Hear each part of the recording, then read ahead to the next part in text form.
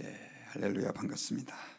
오늘은 모든 성공은 하나님의 영광을 위한 것이라고 하는 제목으로 새벽에 말씀을 듣겠습니다. 오늘 이제 본문에도 계속해서 그 아람과 이스라엘 전쟁이 기록됩니다. 그런데 어저께 말씀드렸지만 이 아람 그 군대가 10여만 명 정도 아마 규모로 이스라엘을 공격해 온 것 같은데, 정말 하나님은 기적적인 방법으로 그 아람 군대를 향해 승리할 수 있도록 이런 은혜를 이스라엘 이 아합 왕에게 허락해 줍니다. 그런데 어떻든 방심하다가 이 아람 군대는 말도 안 되는 전쟁에서 7,200명 정도밖에 안 되는 이스라엘에게 대패를 하고 도망을 가서 이제 다시 그들은 이제 전열을 가다듬고 새로 쳐들어올 준비를 하게 돼요. 이때 이것을 하나님께서는 앞서서 이스라엘과 아람의 그 전쟁에서 승리할 것을 예언했던 그 무명의한 선지자에게 알려주시고, 또 이스라엘의 아합 왕에게 이 사실을 가르쳐 줍니다. 그러면서 왕은 가서 힘을 기르고 왕께서 아람 왕이 왕을 다시 내년에 다시 치러 올 거니까 준비를 하십시오 라고 하는 경고를 왕에게 줍니다. 그러면서 이제 아람 진영에서 대책회의가 열려지는 것이 오늘 성경에 기록되어 있는데, 사실 아람 진영에서 회의한 것을 어떻게 알았겠어요? 하나님께서 특별한 방법으로 그 선지자에게 그렇게 알게 해주신 것 같아요. 근데 그들이 회의한 내용은 뭐였냐면, 이스라엘 그 신은 산의 신인데 우리가 산에서 싸우다가 전쟁에서 패배했으니까 우리가 만약에 평지에서 싸운다고 한다면 우리는 이 전쟁에서 반드시 이길 수 있을 것입니다 라고 하는 제안을 합니다. 그러면서 그전에는 32명의 이 작은 왕들을 모아서 그렇게 전쟁을 하다 보니까 일사불란하게 리더십이 체계가 세워지지 않았다. 아무래도 소왕국이라도 왕들이다 보니까 자기 주관이 있고 말을 잘 안 듣다 보니까 문제가 생길 것 같습니다. 그래서 이번에는 그 왕들을 빼고 총독들을 세워서 쉽게 말하면 이제 군대 지휘관들을 세워서 우리 일사불란하게 통제를 합시다라고 하는 이런 어떤 작전 회의를 하게 됩니다. 그리고 만약에 그 왕이 빠짐으로 인해서 혹시 그 마병과 군대가 빠지게 되면 이거 보충합시다라고 하는 아주 디테일한 계획까지 그들은 세우게 됩니다. 그리고 그 계획을 세운 이후에 드디어 이제 이 아람 왕 베나닷은 군대를 다 소집하고 전열을 가다듬어서 이스라엘을 공격해 오는데, 이 이스라엘도 선지자를 통해서 아람이 다시 그 다음에 쳐들어올 걸 알고 있었기 때문에 준비를 했는데, 말 그대로 없는 군대 모아도 뭐 얼마나 되겠습니까? 어쨌든 보통 과거의 전쟁은 적들이 쳐들어오고 진열을 갖추면 반대쪽에 전열을 가다듬어서 대항하고 싸우는 방식이었는데, 특별히 이번에는 굉장히 넓은 아벡 쪽으로 쳐들어와 가지고 아마 이스라엘 백성들도 그 진영을 갖추어서 아람의 군대에 마주 대하고 있었던 것 같아요. 제가 지도를 잠깐 가져왔는데, 이 지도를 보면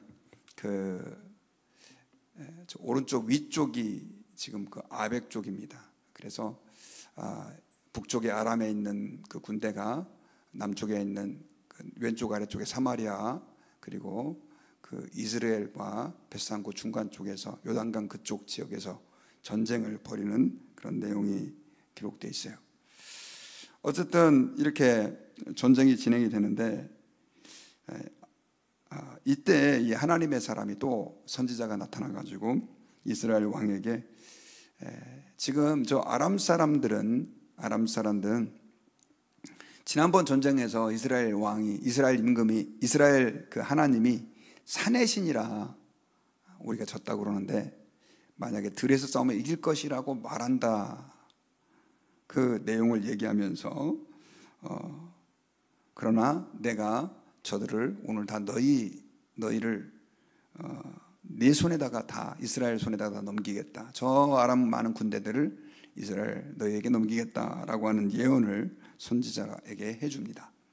그리고 이 대치한 지 한 7일 정도가 됐을 때 아마 여러 가지 전략도 세우고 또 그들은 기회를 좀 보고 있었겠죠. 그러다가 정말 말 그대로 그 펼쳐진 광야에서 들에서 전쟁이 벌어집니다. 그런데 정말 놀라운 일이 일어났어요. 이스라엘 자손이 아람 보병 10만 명을 죽입니다.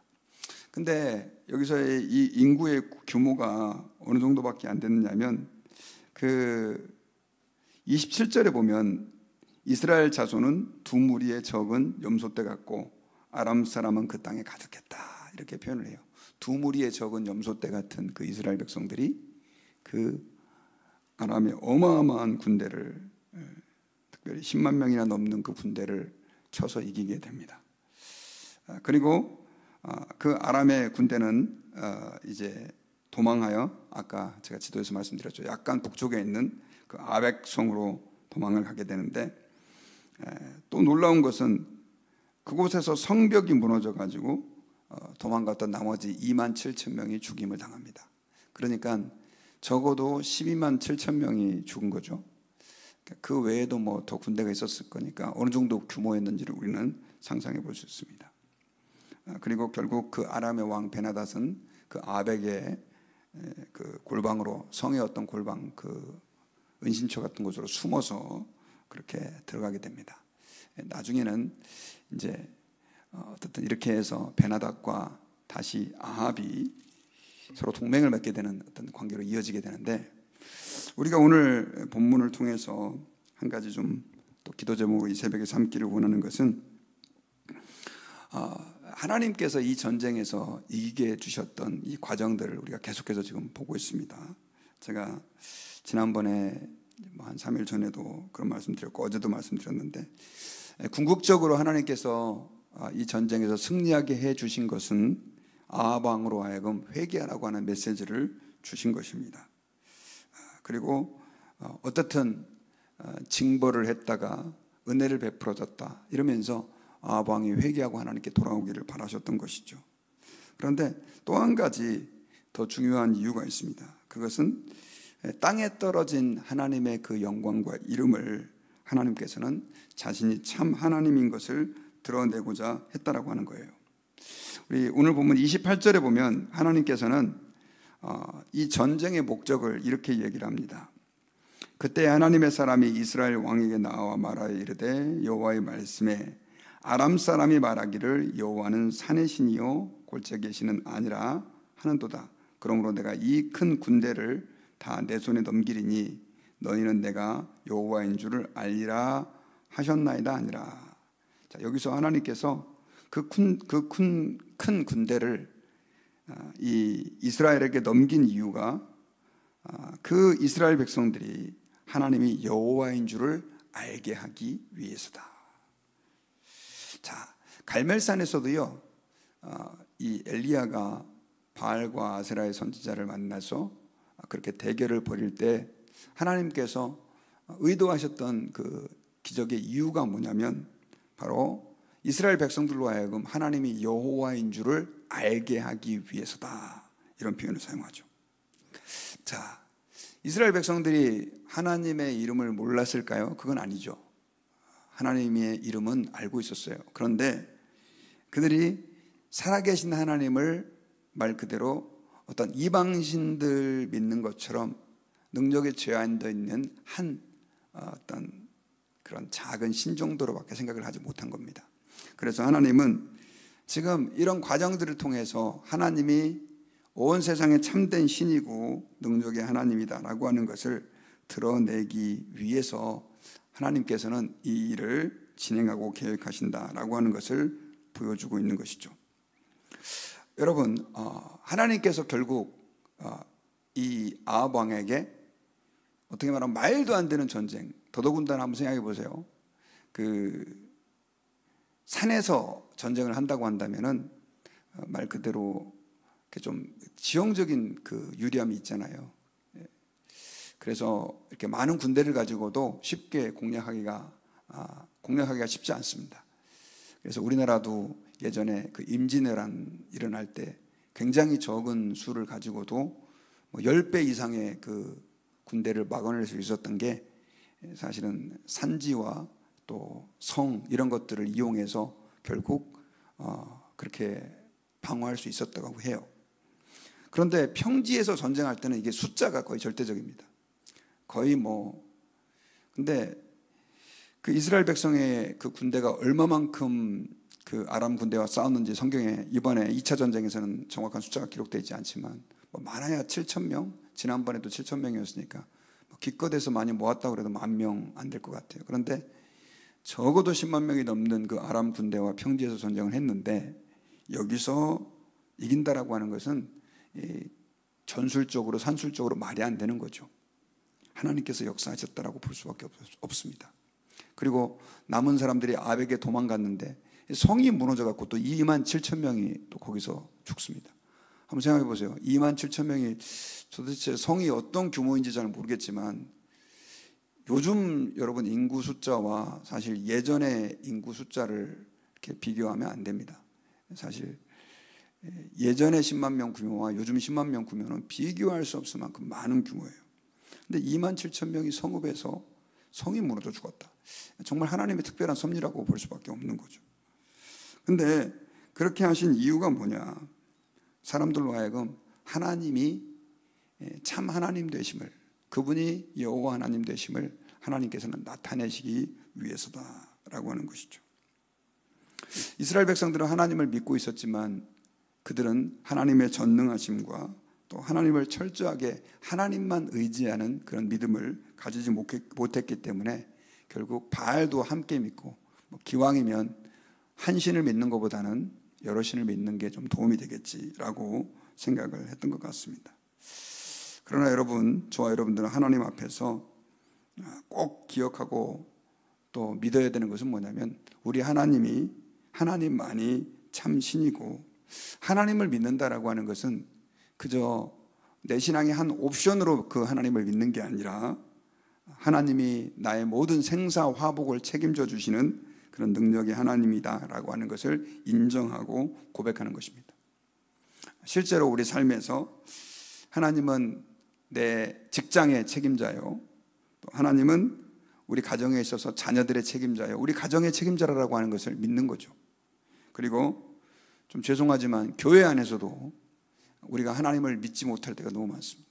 하나님은 우리 교회의 책임자이시고 교회의 생사화복을 주저간하시는 분이라고 하는 사실도 우리가 믿어야 합니다. 그럼에도 불구하고 하나님을 아는 사람들이 이렇게 전적으로 하나님을 의지하지 못하고 자꾸만 세상적인 방법을 의지하고 주변에서 괜찮다라고 하는 방법을 의지하는 거죠. 우리 한국 사람들 가운데 저도 되게 이해가 안 가는 그 조사가 가끔씩 나올 때가 있는데 요즘에는 여러분 또 무당 이런 것들이 엄청 그 미디어에 많이 등장을 하잖아요. 근데 그렇게 한국 교회가 뜨겁게 예수님을 믿을 때도 그 신년이 되면 토종 비교를 보는 사람들이 많고요. 또 궁금하면 무당한테 찾아가가지고 물어보는 사람들이 이렇게 많대요. 저도 지금 되게 납득이 안 가는데 이건 뭐냐면 하나님만 전적으로 그분이 나의 생사화복을 주관하는 분이라고 하는 사실을 못 믿는 거죠. 신앙생활 한다고 하면서도. 이스라엘 백성들이 좀 그랬던 것입니다. 열왕기하 1장에 보면 아하시아 왕의 이야기가 나옵니다. 그는 떨어져서 다쳤어요. 근데 이게 병이 쉽게 회복이 되지 않습니다. 그래가지고 신하들을 그 에그론의 시인 바알세부백에 보냅니다. 내 병이 나을지 안 나을지. 우리가 볼 땐 이해가 안 가잖아요. 근데 그 당시 사람들은 어떻든 그 바알세부비 병을 잘 고치는 신으로 소문이 난 거예요. 그러니 하나님을 믿는다고 하지만 병의 전문가인 그 신에게 한번 물어보자 하는 마음으로 신하들을 보낸 거예요. 그때 하나님은 엘리사 선지자를 통해서 그 아하시아 왕의 신하를 만나가지고 그를 책망하면서 이렇게 얘기를 합니다. 내가 하나님을 무시하고 이방 신에게 어떻게 물은 것이냐, 말도 안 되는 행동을 했다고 하면서 아하시아 너는 병에서 나을 수 없고 반드시 죽을 것이다 라고 하는 그런 예언을 하게 되죠. 자, 하나님을 알지만 막상 다급한 상황이 되면 사람들은 하나님을 의지하지 않고 사람의 방법, 또 인간의 어떤 뭔가를 의지하는, 또 심지어 아까 아하시아 같은 경우는 다른 신을 찾는 그런 행동을 할 때가 많이 있다고 하는 것입니다. 여러분, 신앙생활을 한다라고 하는 것은 우리가 다른 어떤 것을 의지하기보다 하나님만 의지한다라고 하는 것입니다. 어떤 분이 그런 얘기를 했더라고요. 이렇게 결혼이다라고 하는 것은 사실 아내만 사랑한다라고 하는, 또 남편만 사랑한다라고 하는 선택이잖아요.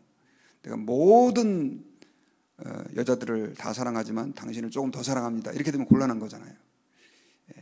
하나님을 섬기는 것도 마찬가지다. 우리가 다른 것들을 좀 의지하지만 하나님을 좀 더 믿습니다. 이런 개념이 아니라는 거죠. 하나님만 우리의 도움이요, 또 믿음의 근거요, 소망으로 인정하면서 믿는 것입니다.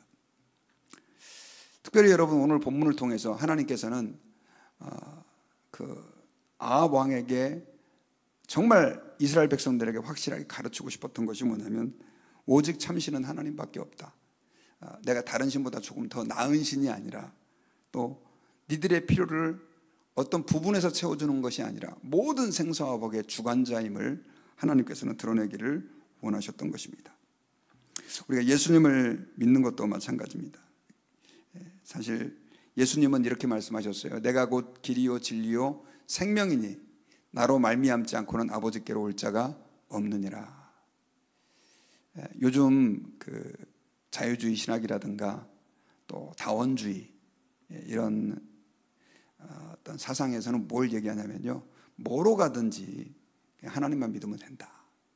어떤 신이든지 우리 하나님이 계시는 건 맞는데 예수님을 믿든지 또 불교를 통해서든지 다른 종교를 통해서든지 이렇게 갈 수 있다라는 식으로 두리뭉실 얘기하는 분들이 많이 계세요.